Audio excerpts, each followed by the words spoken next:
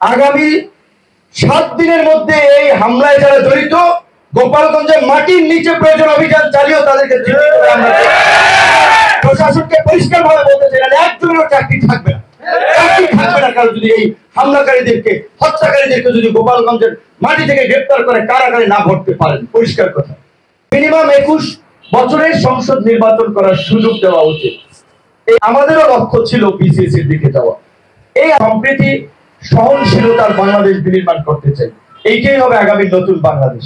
সেই ক্ষেত্রে যুব সংগঠনের নেতৃবৃন্দকে এবং ছাত্র এবং যুবকদের কি ভূমিকা পালন করতে হবে। ছাত্র এবং যুবকদের সমাজে মানুষ কথা শোনে, তাদের দিকে মানুষ তাকিয়ে থাকে। বয়স্করা, আমাদের সিনিয়ররা, তাদের প্রতি সম্মান আছে, তাদের অভিজ্ঞতা আমরা কাজে লাগাবো। কিন্তু তাদের লিডারশিপ মানুষ দেখেছে। 50-60 বছরে আপনি কি করতে পেরেছেন না পারেন নাই, ওইটা মানুষ দেখেছে। কারণ 50-60 বছরে যখন পারেন নাই, আপনার আর চান্স নাই। বাস্তবতা এটা, যারা 50-60 বছরে কিছু করতে পারেন নাই আর শেষ বয়সে কি করবেন। কাজে এখন তরুণ এবং যুবকদেরকেই দায়িত্ব নিতে হবে সব দলের। আমি বলছি না শুধুমাত্র এই যুব অধিকার পরিষদের নেতারাই দেশ উদ্ধার করে ফেলবে, সমস্ত দলের যার যার জায়গা থেকে আওয়াজ তুলতে হবে। জাতীয় সংসদের এমপি নির্বাচন করার জন্য বয়স সম্ভবত 25, নাকি 18 বছরে ভোটাধিকার প্রাপ্ত হয়, 21 বছরে বিয়ে করার লাইসেন্স পায়। তাহলে এমপি হতে বা সংসদ নির্বাচন করতে গেলে 25 বছর বয়স থাকে। এটা নিয়ে আপনাদের কথা বলা দরকার না? মিনিমাম 21 বছরের সংসদ নির্বাচন করার সুযোগ দেওয়া উচিত। এইবার তো তরুণরা দেখিয়েছে তাদের ম্যাচুরিটি, তাদের দূরদর্শিতা, তাদের প্রজ্ঞা, তাদের সৃজনশীলতা। আগামীর বাংলাদেশে তরুণদেরকে নেতৃত্ব দিতে হবে। সংসদে অন্তত আমি মনে করি 150 আসনে তরুণ এমপি হতে হবে যাদের বয়স থাকবে 40-এর নিচে। এখন আমাদের দল থেকে কয়জন হতে পারবে বা একজনও পারবে কিনা আমি জানি না, কিন্তু আমার চাওয়া সব দলের তরুণরা এগিয়ে আসবে। সব দলের তরুণরা তাদের দলের মধ্যে থেকেও এই আওয়াজ তুলবে। তরুণদেরকে নির্বাচনের ক্ষেত্রে সমস্ত জায়গায় নেতৃত্ব পর্যায়ে সিদ্ধান্ত মেকিং এ যুক্ত করতে হবে এবং আগামী সংসদে যেন এই তরুণ নেতৃবৃন্দ যেন প্রতিনিধিত্ব করতে পারে। আন্দোলন সংগ্রাম ফ্যাসিবাদ হটান, সব জায়গায় তরুণদের প্রয়োজন, তরুণদের শক্তি, তারুণ্যের প্রশংসা। তাহলে কেন পলিসি মেকিং এ, রাজনীতিতে, নীতি নির্ধারণী পর্যায়ে তরুণরা থাকতে পারবে না? সেটা এই সরকার আপনাদেরকে কিন্তু একটা উপকার করেছে। 2 জন অন্তর্বর্তীকালীন সরকারে নিয়ে আপনাদের সম্ভাবনাটাকে আরো তুলে ধরছে যে তারা আপনাদের অনেকের বয়সের অর্ধেক, কিন্তু তাহলে তারা যদি মিনিস্ট্রি সামলাতে পারে, নিশ্চয়ই আপনারা আগামীতে সামলাতে পারবেন। সুতরাং আপনাদেরকে সেই বিষয়টা নিয়ে আমি মনে করি যে ভাবতে হবে।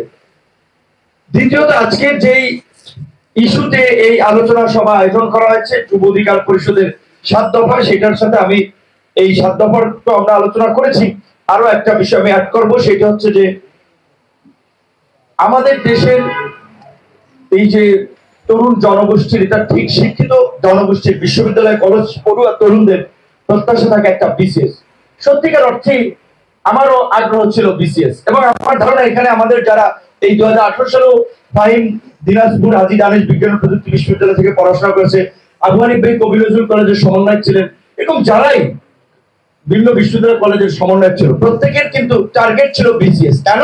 সবাই বলবে আমি পুলিশ হয়ে জনগণের সেবা করতে চাই, ডিসি হয়ে আমি সেবা করতে চাই, ডাক্তার হয়ে সেবা করতে চাই। কিন্তু ওই জায়গায় যাওয়ার পরে সবাই কিন্তু অর্থ উপার্জনের দিকে মনোনিবেশ করে। ডিসি হয়ে সে কিভাবে তার ক্ষমতার অপব্যবহার করে পয়সা পাতি কামানো যাবে, এসপি হয়ে কিভাবে পয়সা পাতি কামানো যাবে, সত্যিকার অর্থে এই ধান্দাই কিন্তু বেশিরভাগ ছাত্ররা বিসিএস এর দিকে ঝোঁকে। এবং এটা বললে নিজের প্রতি অন্যায় হবে না, আমাদেরও লক্ষ্য ছিল বিসিএস এর দিকে যাওয়া। এই আজকে বিপ্লব হয়েছে, গণ অভ্যুত্থান হয়েছে, তো ইতিহাস লেখা হচ্ছে, অনেক রেটরিক বলা হচ্ছে, অনেক ধরনের আলাপ আলোচনা হচ্ছে না, বিশ্লেষণ হচ্ছে না।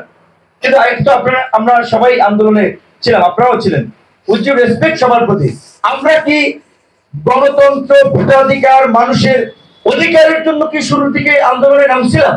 আমি কিন্তু একটা ছোট পোর্শন সমাজের বিদ্যমান অনেকগুলো অসঙ্গতি রয়েছে।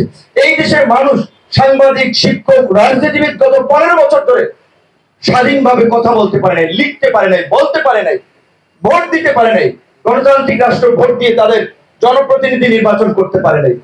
সেই অধিকার নিয়ে কিন্তু আমাদের এই তরুণরা আমরা কিন্তু নামি নেই। যদি আমরা 18 সালে আন্দোলনের পরে আমরা যারা কুসংস্কার আন্দোলন করেছিলাম, তারা কিন্তু সেই বোধের জায়গা থেকে, দায়িত্ববোধের জায়গা থেকে কিন্তু ছাত্র সংগঠন থেকে, যুব সংগঠন, শ্রমিক সংগঠন, এবং রাজনৈতিক দল গণ অধিকার পরিষদ গঠন করে কিন্তু ধারাবাহিক কার্যক্রমের মধ্যে দিয়ে চালিয়েছি। কিন্তু আমাদের লেটেস্ট তরুণ ভাই বোনেরা কিন্তু শুরুর দিকে রাষ্ট্র কিংবা সমাজের এই বিষয় নিয়ে নামে নেয়। শুরুতে তাদের ওটা একটা তাদের স্পেসিফিক ইন্টারেস্টের জায়গাটা, সরকারি চাকরিতে সবাই বিশেষ দিয়ে আমরা হব, পাওয়ার ভোগ করব এবং একটা শেষ বয়সে সচিব টচিব হয়ে রিটায়ার করবো, 2-4 কোটি টাকা ওখান থেকে পাবো এবং এর মধ্যে তো ধরেন সুযোগ সুবিধা ক্ষমতা পেলে তো ফ্ল্যাট প্লট ভাগিয়ে নেবো, পূর্বাচল আপনার ঝিলমিল এই সমস্ত জায়গাতে আছে, প্লট নিয়ে শান্তিতে আমি থাকবো। এই জন্যই কিন্তু আমরা হওয়ার অন্যতম লক্ষ্য, এটা ওপেন সত্য।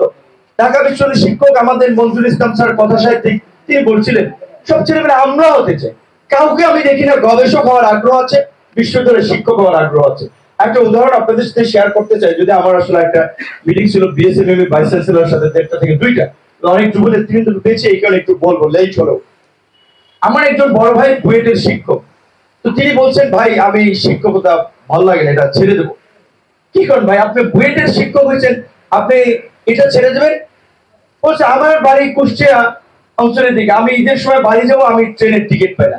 আমার টিকিট নিতে আমার ছোট ভাই ও এসিলেন, ওকে ফোন করে, কারণ সে ম্যাজিস্ট্রেট, তার একটা পাওয়ার আছে। বুয়েটের শিক্ষক সিনিয়র, তার পাওয়ার নাই। বাংলাদেশের টপ প্রকৌশল বিশ্ববিদ্যালয়গুলোর মধ্যে নাম্বার 1 হচ্ছে বুয়েট। বুয়েটের শিক্ষকের পাওয়ার নাই, পাওয়ার আছে এসিল্যান্ডের ম্যাজিস্ট্রেটের। এই যে ক্ষমতার অপব্যবহার, এই কারণেই কিন্তু বিসিএস এর প্রতি মোহ তৈরি হয়। যেই ছাত্র ঢাকা মেডিকেলের দেশের সবচেয়ে ভালো মেডিকেল পরীক্ষায় উত্তীর্ণ হলো, সে কেন বিসিএস যে পররাষ্ট্র ক্যাডারে যাবে? তাহলে তুমি আগে থেকেই এই সাবজেক্টের মধ্যে যেটা প্রকৌশল বিশ্ববিদ্যালয়ে পড়ে, তার কেন ম্যাজিস্ট্রেট হওয়া লাগবে? সাবজেক্ট তো পড়ে মানুষ তার আগ্রহের জায়গা থেকে ভবিষ্যৎ কর্মক্ষেত্র চিন্তা করে, কারণ বিসিএসই মোয়া আছে, ক্ষমতা আছে, টাকা আছে, মানুষ দাম দেয়। কাজে এই সিস্টেমকে যদি আমরা চেঞ্জ করতে না পারি, ডক্টর ইউনূস কিচ্ছু করতে পারবে না। এই সরকার 5 বছর থেকেও কিচ্ছু করতে পারবে না যদি আমাদের মেন্টালিটিটা চেঞ্জ না হয়। কাজে আমাদের এই মানসিকতার পরিবর্তন দরকার। সরকারি অফিস আদালত, কোন অফিস আদালতকে ডিসি সাহেব, এসপি সাহেব, ওসি সাহেব কাউকে স্যার বলা যাবে না। তারা আপনার শিক্ষক, তারা আপনাকে পড়াইছে, আপনি কেন তাদেরকে স্যার বলবেন? ভাই বলবেন, সম্মান সূচক অ্যাড্রেস করতে পারবেন। হ্যাঁ, একজন সম্মানিত মানুষকে ডিসি সাহেব, এসপি সাহেব বলতে পারে, এইটুকু পর্যন্ত। এবং অবশ্যই ডিসি কিংবা এসপি, ওসি কিংবা ইউনো, তাদেরকে এটা মাথায় রাখতে হবে। আমার জনগণের ভ্যাট ট্যাক্সের পয়সা আমার বেতন হয়। একজন রিক্সাওয়ালা, একজন কৃষক, শ্রমিক, মুচি, তার পয়সায় তার বেতন হয়। সুতরাং তার প্রতি তার সেই সম্মান বোধটা থাকতে হবে। এটার জন্য যুব সংগঠনগুলোকে লড়াই করতে হবে, এটার জন্য যুব সংগঠনগুলোকে আন্দোলন করতে হবে। আজকে এই যে শেখ হাসিনার ফ্যাসিবাদের পতন হয়েছে, আপনারা জানেন, সবাই গ্রামে বাস করেন, ঢাকায় থাকলেও গ্রামের সাথে সংশ্লিষ্টতা আছে। কোন ইউনিয়নে, কোন উপজেলায়, কোন জেলায় কারা কোন জায়গায় চাঁদাবাজি করছে, দখলদারি করছে, আওয়ামী লীগের ফেলে যাওয়া সম্পত্তি ইন্ডাস্ট্রি দখল করছে, কোন জায়গায় আপনার ব্যবসা বাণিজ্যের হাট বাজার নিয়ন্ত্রণ করছে, এইগুলো আপনারা জানেন। তাহলে আওয়ামী লীগ যাওয়ার পরে যদি আরেকটা আবার দখলদার যদি বসে যায়, তারা যদি টেক ওভার করে, তাহলে আওয়ামী লীগ গিয়ে লাভটা কি হবে? একই তো কথা। কাজেই সেই ক্ষেত্রে আমি কিন্তু বলছি না কারা করছে, কে করছে, আমি বলছি এটা হচ্ছে। পত্র পত্রিকা, টেলিভিশন আসছে। আল্লাহর হচ্ছে আপনারা যুব সংগঠন, এখন ছাত্রদের পড়াশোনা আছে, যারা আন্দোলন করেছে, নেতৃত্ব দিয়েছে, আপনারা বড় ভাই, আমরা সবাই মিলে তাদেরকে সামনে রেখেছি, হিরো বানিয়েছি। এখন তারা তারা ব্যাক টু প্যাভিলিয়ন চলে গেছে, তারা এখন পড়াশোনামুখী হচ্ছে হবে। এখন আপনাদেরকে বড় ভাইদেরকে দায়িত্ব নিতে হবে তাদের অসমাপ্ত কাজ সমাপ্ত করার জন্য রাজপথে যুব সংগঠনগুলোর মধ্যে ঐক্য, ভ্রাতৃত্ব তৈরি করে সমন্বিতভাবে কাজ করতে হবে। এককভাবে ভাইরাল হওয়ার ধান্দা, হাইলাইটস হওয়ার চিন্তা করবেন না, সব যুব সংগঠন মিলে কাজ করবেন। আমি মঞ্জু ভাইকে বলছিলাম যে রাষ্ট্র সংস্কারে তারুণ্যের ভাবনা, যুব সমাজের ভাবনা শীর্ষক বিভাগীয় প্রোগ্রাম করেন, সমস্ত যুব সংগঠনকে দাওয়াত দেবেন। আয়োজক যে থাকুক সমস্যা নেই, সবার অংশগ্রহণ প্রতিনিধিত্ব থাকলে হলো। সুতরাং এইভাবে আপনাদের, যেহেতু যুব অধিকারের প্রোগ্রামে আপনাদের সাথে আগেও দেখা হয়েছিল, আরো প্রোগ্রামে আশা করি দেখা হবে, আপনাদেরকে আমি এই বিষয়টা আমি একটু শেয়ার করলাম। আজকের সরকারের একটা চলমান ইস্যুতে তো দুটা কথা বলাই লাগবে, আমাদের কাছ থেকে মানুষ শুনতে চায়, জানতে চায়। আজকে সমকালে একটা রিপোর্ট হয়েছে, নতুন 56 ডিসির 59 জনই হচ্ছে আপনার, এই 49 জনই হচ্ছে আগের তালিকার নিয়মিত পদোন্নতি প্রাপ্ত কোটার সুবিধাভোগী তারা। তো তাহলে এই যে ডিসির সেট আপ করা হলো, 4 জন সচিব বসে তারা সিলেক্ট করলেন, কি করেছেন? যদি আওয়ামী লীগকে আবার পুনর্বাসন করেন, যারা এই ফাঁসিবাদের গোলামি করেছে, তাদের কি যদি আবার আপনারা ডিসিগিরি করতে দেন, এসপিগিরি করতে দেন, সরকার চালাইতে পারবেন? সচিবালয়ের আনসার কিন্তু ছাত্রদেরকে যে ঠেকান লাগে, সহজ কথা বলতে গেলে। আপনার প্রশাসন কিন্তু পারছে না, ফাংশন করতে পারছে না। আমরা সহযোগিতা করব।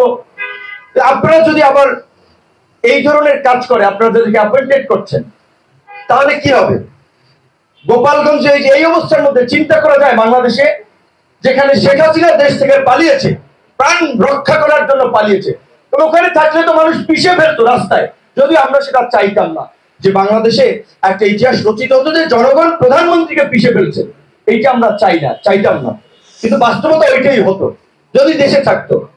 তো শেখ হাসিনা চলে গেছে, সমস্ত বড় বড় নেতারা পলাতক, ছাগলের 3 নাম্বার বাচ্চার মতো এইখানে চামচিকা যা আছে সমর্থক সাঙ্গপাঙ্গ, তারা লাফালাফি করতেছে গোপালগঞ্জে থেকে, আর বাংলাদেশের কোথাও কিন্তু পাচ্ছে না। গোপালগঞ্জে যারা আছেন, আপনাদের কি শক্তি সামর্থ্য নাই? সারা বাংলাদেশ থেকে আমরা ফাঁসিবাদ ধরাতে পারলে আপনারা কেন পারছেন না? এবং ওখানকার প্রশাসন কি করছে? প্রশাসনে কারা আছেন? সামরিক বাহিনী ওখান থেকে মার খেয়েছে। এটা সামরিক বাহিনীর জন্য লজ্জা, আমাদের জন্য লজ্জা। আর্মির লোক ওখান থেকে পিটিয়ে ভাগিয়েছে। এই সামরিক বাহিনী তো আমরা চাই না। সামরিক বাহিনীর যে এই আন্দোলন সংগ্রামে ভূমিকা, নিঃসন্দেহে সেটি প্রশংসনীয় ভূমিকা। সেনা প্রধান অনেক কথা বলেছেন, যে ধরেন তিনি প্রধানমন্ত্রী রাষ্ট্রীয় মুক্তমুখ, কিন্তু তিনি যে ভূমিকাটা নিয়েছেন সেটা কিন্তু অত্যন্ত প্রশংসনীয়, ইতিবাচক ভূমিকা। ছাত্র জনতার সেন্টিমেন্ট স্পিরিটকে ধারণ করে তিনি এই ফাঁসিবাদ পতনের জন্য, শেখ হাসিনাকে বিদায় দেওয়ার জন্যই কাজ করেছেন। সামরিক বাহিনী যদি বন্দুক নিয়ে দাঁড়িয়ে যেত, যে আমরাও এই পুলিশ টুলিশের মতো রাস্তা একটু নাইবা দেখি, হয়তো পারতো না, কারণ পুলিশ টুলিশ তো সব ফেল করছে। সামরিক বাহিনীও শেখ হাসিনাকে রক্ষা করতে পারতো না। কিন্তু যদি সামরিক বাহিনী এই সিদ্ধান্ত নিত, তাহলে আরো ব্লাডশেড হতো, আরো প্রাণহানি হতো, বাংলাদেশে একটা গৃহযুদ্ধ হয়ে যেত। কাজে সেই সামরিক বাহিনী যেই সিদ্ধান্তটা নিয়েছে, অবশ্যই তার লিডার হিসেবে সেনা প্রধানের কৃতিত্ব, তাকে আমরা ধন্যবাদ জানাই। একই সাথে আবার বলবো, গোপালগঞ্জে যেই ঘটনা ঘটেছে, আপনাদের শক্ত ব্যবস্থা নেওয়া উচিত ছিল। কারা সেনাবাহিনীর গাড়িতে এই আক্রমণ করেছে, সেনা অফিসারদেরকে হামলা করেছে, সেইটা চিহ্নিত করে তাদেরকে বিচারের মুখোমুখি করা দরকার ছিল।